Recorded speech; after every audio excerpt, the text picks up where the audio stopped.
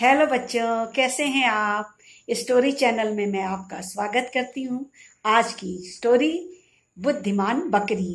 एक बकरी के 3 बच्चे थे, छोटे छोटे थे, और वो उन्हें जंगल में ही किसी एक स्थान पर रख करके बड़ा कर रही थी। उसके बच्चे इतने छोटे थे कि वो उन्हें बाहर नहीं ला सकती थी, और बाहर लाने पे जानवरों के द्वारा उसके ऊपर आक्रमण कर दिए जाने का खतरा था। उसने अपने बच्चों को बताया, जब तक घने जंगलों में जाकर मैं आपके लिए खाना लेकर के आऊं, तुम कहीं नहीं जाना। तुम्हारे पास कोई भी आए, तुम्हें खेलने के लिए कितना भी बुलाए, तुम अपने घर से बाहर नहीं निकलना। बकरी के बच्चों ने हाँ करी। उसने कहा, हाँ माँ, मैं बिल्कुल बाहर नहीं निकलूंगा। और बच्चे अंदर शांति पूर्वक बैठे थे। उसी समय उसने 2 लोगों को आपस में बात करते सुना। वो बात कर रहे थे, जंगल में तो बड़ी अच्छी अच्छी घास है, हरी हरी घास लगी है, चलो वहाँ ढेर सारा चारा काट करके लाते हैं और उसके बाद में फिर हम अपने पालतू जानवरों को खिलाएंगे। ये 2 मनुष्यों की बातचीत की आवाज़ थी। बकरी के बच्चों ने ये बातचीत सुनी तो उनका मन ललचा गया। उन्होंने कहा, आहा, हरा चारा खाने का तो हमारा भी मन करता है, और मनुष्यों से तो खतरा भी नहीं।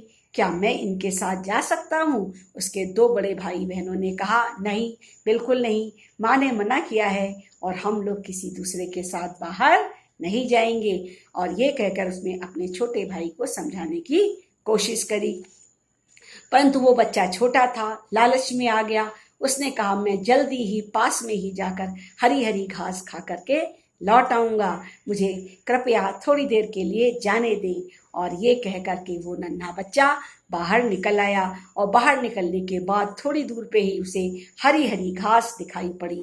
अब वो हरी घास खाने लगा। घास खाते खाते वो भूल गया कि वो थोड़ा आगे निकल गया है। जब वो आगे निकल गया तो उसने देखा कि अरे, उसके सामने तो एक भेड़िया खड़ा है। अब तो वो बहुत डरा कि अब क्या होगा, भेड़िया तो मुझे खा ही जाएगा। परंतु उसने हिम्मत नहीं हारी। माँ माँ माँ माँ कह के अपनी माँ को आवाज लगाई, और माँ ज्यादा दूर नहीं थी, दौड़ती दौड़ती अपने बच्चे के पास आ गई और उसने बात को संभालने की कोशिश की। उसने कहा, भेड़िए, अरे तुम हमें खाना चाहते हो, क्या करोगे हमें खा करके? देखो, मैं तो एक बाघ को निमंत्रण दे के आई हूँ कि मैं तुम्हारे लिए भोजन लेके आऊंगी, और मुझे उससे मिलने जाना है। वो तो जंगल का राजा है, अगर मैं उससे मिलने नहीं गई तो वो मुझे और तुम्हें किसी को नहीं छोड़ेगा, पूरे जंगल में तहस नहस मचा देगा। मैं बाघ से मिला हूँ, वो मेरा खाना अपने ले ले मेरे से, फिर तुम मुझे खा लेना। तो उसने कहा, अरे तुम बाघ के सामने जाओगी, क्या बाघ तुम्हें छोड़ेगा? बाघ तो तुम्हें खा जाएगा। बोले, नहीं, मुझे बाघ पर विश्वास है, वो अपना वचन पूरा करेगा, मैं उसे अपना बच्चा दे करके लौट आऊंगी, तब तुम मुझे खा लेना, मेरी बात का विश्वास करो। ऐसे बात कह के उसने भेड़िया से अपना पीछा छुड़ाया और जल्दी जल्दी अपने बच्चे को लेकर घर की तरफ बढ़ने लगी।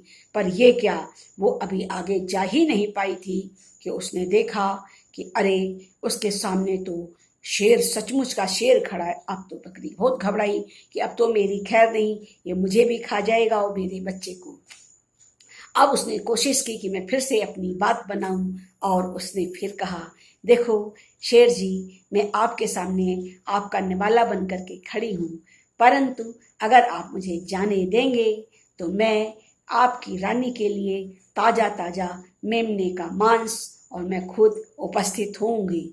तो शेर ने कहा, क्यों, मैं अपनी आप मेरे सामने शिकार की तरह खड़े हो, मैं छोड़ दूं और फिर तुम मेरे लिए आओगे, मेरी रानी के लिए आओगे? मुझे इन बातों पर विश्वास नहीं है। उसने कहा, नहीं, मैंने शेरनी से वादा किया है कि आज तुम्हारा जन्मदिन है और मैं बिल्कुल ताज़ा मांस लेकर के आपके सामने आऊंगी, और आप मुझे मेरा वादा शेरनी से पूरा होने दें। और मुझे लगता है कि आपको भी खुशी होगी जब शेरनी के सामने मैं ताज़ा मांस लेकर के पहुंचूंगी। आप प्रॉमिस मेरी स्वीकार करें, और देखिए, ऊपर बैठा कौआ, वो हमें देख रहा है, और शायद उसको शेरनी ने हमारी देखभाल के लिए ही भेजा है। वो तो उड़ ही नहीं रहा, वो मेरी बात और आपकी बात सुन रहा है। जब शेर ने ऊपर देखा, कौवा ऊपर बैठा है, तो उसने ऐसे घूरा तो कौवा उड़ा और फिर झट से दूसरी डाली पे वहीं बैठ गया। तुरंत उसने कहा, देखा है ना, ये तो मेरी बात को रिकॉर्ड कर रहा है और ये उड़ करके जाके शेरनी को जरूर बताएगा। अब शेर को लगा ये ठीक ही कह रही है, ये मेरे ही तो घर जा रही है, शेरनी के पास जा रही, मैं वहीं जाकर के इसका मांस खा लेता हूँ। और इसके बाद शेर ने उसे जाने दिया। अब वो बकरी थोड़ा और बचती बचाती अपने बच्चे को छुपा छुपा के ले जा रही थी। अब तो साक्षात शेरनी ही उसके आगे आके खड़ी हो गई। अब बकरी क्या करे, अब किसका बहाना बनाए। उसने कहा, अरे शेरनी जी, मैं तो आपसे मिलने ही आई थी, आप कैसे हैं, सब कुछ ठीक तो है। उसने कहा, हाँ सब ठीक है, तुम तो ताजा ताजा मांस लेकर के मेरे लिए खड़ी हो, ये तो मेमना है, मैं तो इसका मांस खा के बहुत खुश होंगी। पर उसने कहा, रुक जाइए शेर जी, आपके लिए ताजे मांस का शिकार करके लेके आ रही हैं और उन्होंने आपके पास संदेश पहुंचाने के लिए मुझे भेजा है। अगर आप खा जाएंगी तो अपने शेर के द्वारा लाया हुआ ताजा मांस फिर कैसे खाएंगी और दोनों पति पत्नी एंजॉय कैसे करेंगे। आज तो आपका जन्मदिन है। वो सुनकर के आश्चर्यचकित हो गई, इसे कैसे पता मेरा जन्मदिन है। उसने कहा, देखो वो खरगोश ऊपर बैठा है ना डाली पर, फुदक रहा है, यही खरगोश हमारी सारी बातें सुन रहा है। देखो इसके कान खड़े हो गए कि नहीं। उसने देखा खरगोश के कान खड़े हो गए। वो पेड़ की जो खोह थी उसके अंदर छुप के बैठा हुआ था, पर देख सारी गतिविधियां रहा था।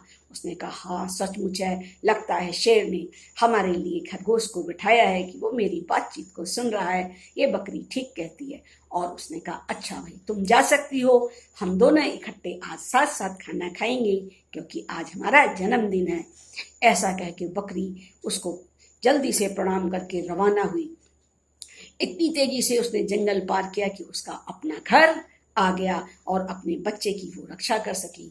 देखा बच्चों, उसने बड़ी बुद्धिमानी से जंगल में चले गए हुए अपने मासूम बच्चे को बचाने के लिए कैसे शेर से, कैसे भेड़िए से, कैसे शेरनी से सबसे बातचीत की और सबसे अपनी बातचीत से जीत करके अपने बच्चे को बचा करके लाई। कभी कभी सब लोग आपकी बातों को मंत्रमुग्ध होकर सुनते हैं और उस समय जो हमारे सिर पे आया हुआ खतरा होता है टल जाता है। इतने बड़े खतरे को टालने में वो बुद्धिमान बकरी सफल हो गई। उसने सबसे अपने प्राणों की और अपने बच्चे की रक्षा की। तो हमें भी मुसीबत के समय में इसी तरह से सूझबूझ से काम लेना चाहिए, कोई स्टोरी बनानी चाहिए, कोई ऐसा समा क्रिएट करना चाहिए ताकि उस समय की विपदा हमारे सामने से टल जाए, जैसा कि बकरी ने अपने बच्चे के बचाने के लिए किया। बच्चों, तुम्हें ये कहानी कैसी लगी तो हमें बताना। तो हमारे चैनल को लाइक करना, सब्सक्राइब करना, बेल आइकन को ज़रूर दबाना। तुम मेरी स्टोरियों को पसंद करते हो, मुझे बहुत अच्छा लगता है। मेरी स्टोरीज दूसरों को भी शेयर करो और खुद भी आनंद उठाओ। हम फिर मिलेंगे एक नई स्टोरी के साथ। तब तक के लिए बच्चों बाय बाय, बाय बाय। जय हिंद, जय भारत।